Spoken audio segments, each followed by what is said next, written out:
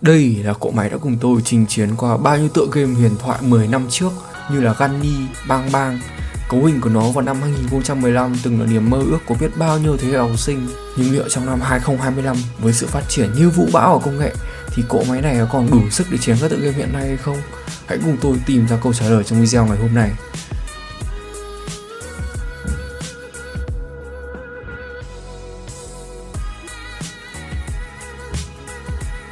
Bắt đầu mổ xẻ chiếc PC của chúng ta, tôi thấy bên trong khá là bụi bặm nhưng lại không thấy có sự ẩm mốc hay là gì sét nào. Đây là một tin vui vì khả năng cao là con chip của bộ này vẫn sẽ còn sống. Mình sẽ cắm điện chạy thử luôn xem là chiếc PC này còn thở nổi không.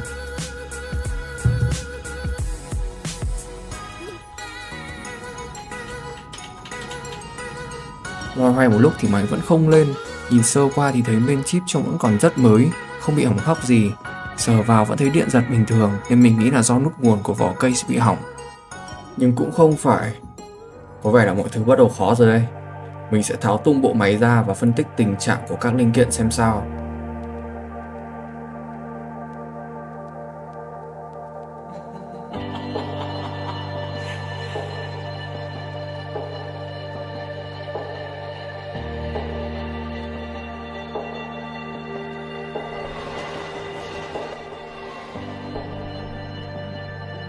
Sau khi tháo hết ra thì chúng ta có con chip i5 4590 đi cùng với main H81 Dell đồng bộ và 4GB RAM. Bên cạnh đó thì có một cục nguồn công suất khá là bé, chỉ 290W và một chiếc HDD cũ. Đứng trước một bộ máy không rõ sống chết ra sao như thế này, chắc phải 90% các bác thợ sẽ tiên đoán lỗi là do RAM. Thì mình sẽ chốt luôn cặp RAM 8GB vì đằng nào cũng không thể tận dụng thanh 4GB này ở năm 2025 nữa.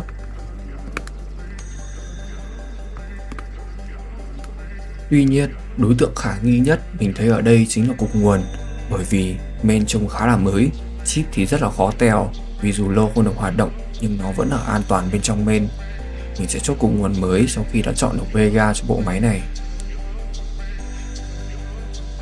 Để tìm một chiếc Vega kẹp với i5 4590 mà không bị nghẽn thì bắt buộc phải là một chiếc Vega cao tuổi. Những Vega này toàn là hàng trông cày thải ra nên là để có thể yên tâm sử dụng hơn thì mình sẽ chọn một chiếc có bảo hành 3 tháng. Và vì 4590 đã có AGU tích hợp sẵn nên mình sẽ lựa chọn chiếc card không đít của Nvidia CMP 30Hx. Chiếc Vega này có hiệu năng tương đương với cả 1660 Super mà giá lại chỉ bằng 1/3, chưa kể là có bảo hành 3 tháng của shop anh Lại Ngọc Tài nên là có thể yên tâm sử dụng hơn anh em nhé.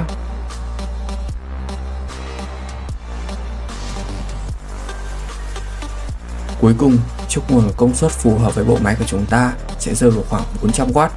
Dù hơi thừa so với tổng TDP của các linh kiện cộng lại, nhưng mình quyết định chốt luôn chiếc Sigmatech 3 450W để bộ máy có thể hoạt động một cách tốt nhất.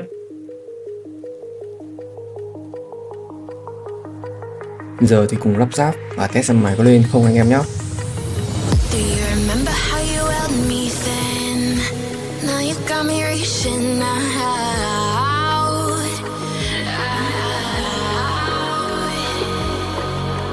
Do you see you got me falling in more times than I can get out?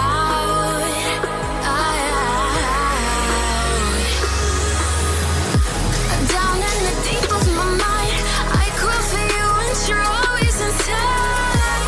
Down in the deep of my mind, how long do I got to keep you, to keep you? Down in the deep of my mind, I crawl for you and you're always inside.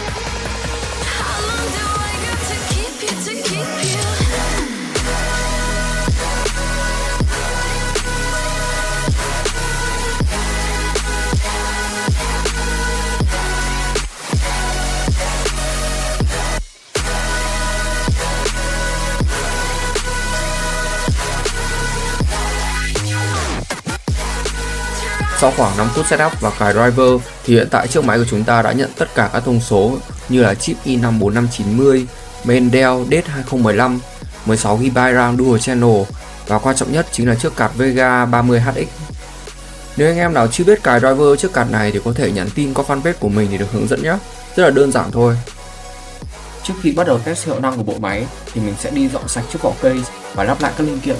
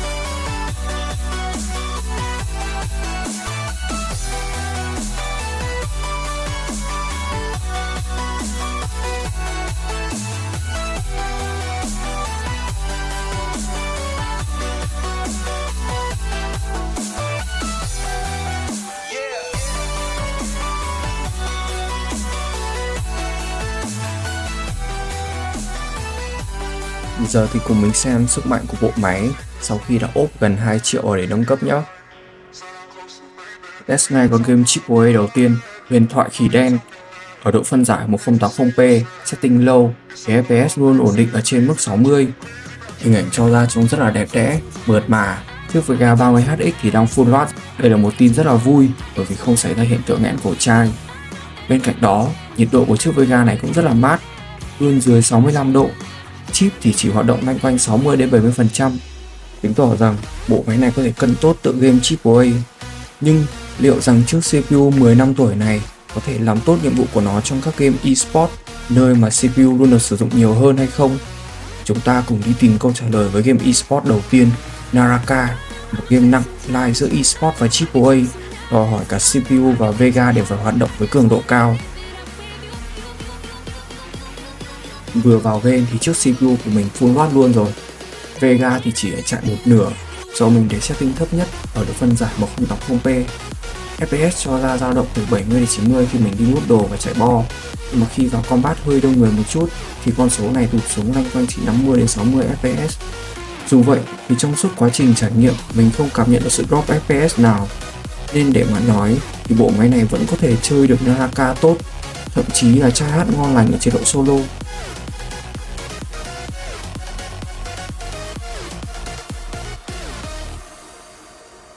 Cùng chuyển qua tựa game eSport tiếp theo, CS2. Ở mức thiết lập đồ họa thấp thì chiếc Vega của chúng ta thì chạy khoảng 50%, CPU thì luôn ở mức gần full nhưng FPS trung bình cho ra chỉ được khoảng tầm 84. Dù vậy thì vẫn có một điểm cộng cho nó, chính là độ ổn định, bởi vì mình hoàn toàn không thể cảm nhận được chút giật lag nào khi đang chơi cả.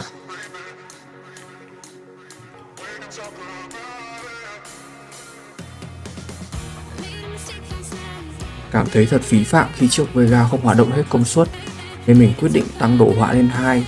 Và thật ngạc nhiên khi mà FPS cho ra chỉ chênh với setting low khoảng 10 FPS. Đổi lại thì hình ảnh nhận được rất là Netflix.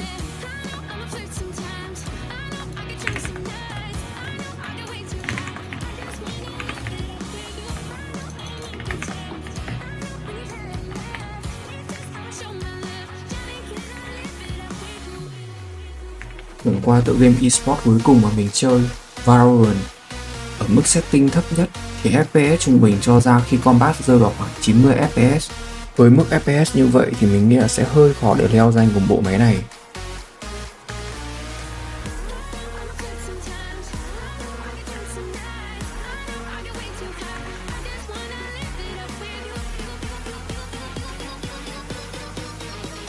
Tổng kết lại, với giá trị khoảng 3 triệu đồng, trải nghiệm chơi game mà bộ máy này mang lại cho mình khá là tốt.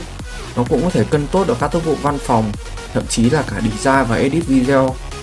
Và trước khi nói lời tạm biệt thì mình cảm thấy rất là trân trọng những bạn nào đã xem đến tận giây phút này của video. Nên để bày tỏ lòng biết ơn, mình sẽ tặng thanh RAM 4GB DDR3 này cho bạn nào cần. Mình biết là thanh RAM này không có nhiều giá trị, nhưng mình mong các bạn sẽ xem nó như một lời cảm ơn chân thành từ mình. Coi như đây là một hoạt động để chúng ta có thể kết nối với nhau nhiều hơn. Điều kiện để nhận được thì chính là các bạn chỉ cần chụp ảnh màn hình đã đăng ký kênh của mình và like fanpage, sau đó gửi vào phần comment của post mới nhất trên fanpage Sơn Computer. Giờ thì hẹn các bạn ở clip sau. Nhớ like, share, subscribe để tiếp thêm động lực làm series bui máy cỏ cho mình nhé.